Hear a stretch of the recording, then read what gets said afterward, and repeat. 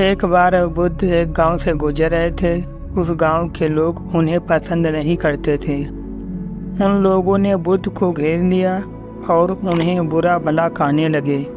गांव वालों का सरदार सबसे ज़्यादा नाराज था। वह तो बुद्ध को गालियां ही देने लगा, पर बुद्ध इस सबसे बेपरवाह मंद मंद मुस्कुराते रहे। सरदार काफ़ी देर तक बुद्ध को गालियां देता रहा, लेकिन कुछ ही देर में उसका मुंह सूखने लगा, जिससे वह चुप हो गया। यह देखकर बुद्ध बोले, अगर तुम्हारी बातें समाप्त हो गई हो तो मैं आगे बढ़ूं। मुझे आगे वाले गांव में जाना है, वहां के लोग मेरी प्रतीक्षा कर रहे होंगे। यह देखकर गांव का एक व्यक्ति बोला, हम लोग तुम्हारा अपमान कर रहे हैं, तुम्हें गालियां दे रहे हैं, लेकिन तुम इसका जवाब देने के बजाय मुस्कुरा रहे हो। तुम इसकी प्रतिक्रिया क्यों नहीं देते? बुद्ध बोले, वत्स, तुमने आने में थोड़ा देर कर दी।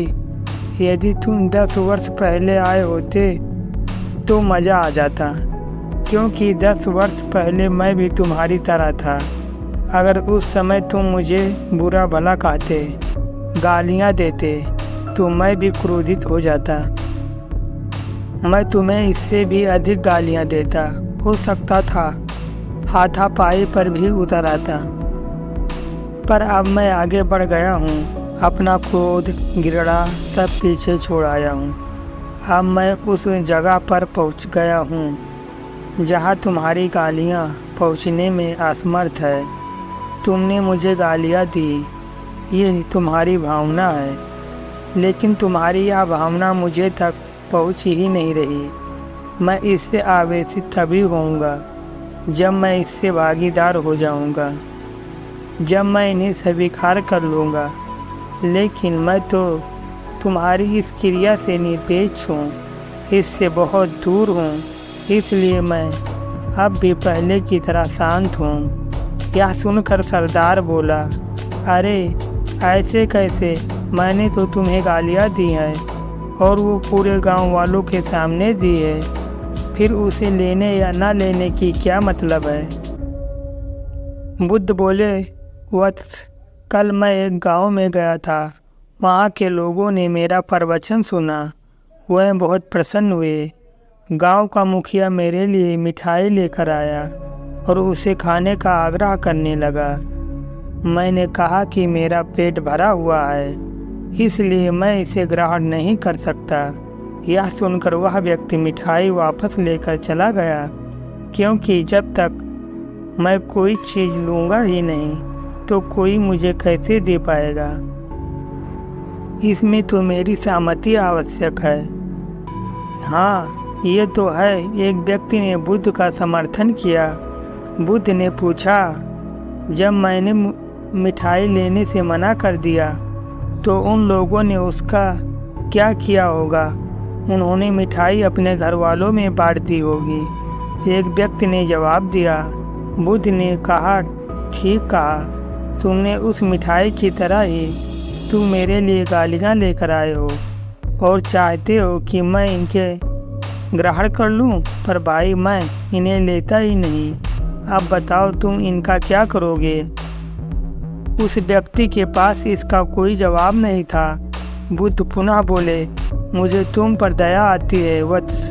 अरे क्रोध तो मुझे तब आएगा जब मैं ये गालियाँ ले लूँगा, और जब मैं गालियाँ लेता ही नहीं तो क्रोध का तो सवाल ही नहीं उठता। बुद्ध की बातों पर सरदार ने कोई प्रतिक्रिया नहीं दी। शायद वह कुछ सोच रहा था।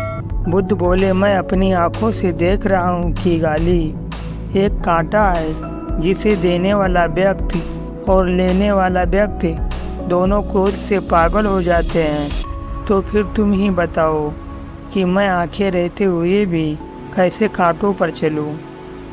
आंखें रहते हुए मैं कैसे गालियाँ ले लूँ, और होश में रहते हुए मैं कैसे क्रोधित हो जाऊँ? इसलिए मुझे क्षमा करो, मैं तुम्हारा उपहार ग्रहण करने में असमर्थ हूँ।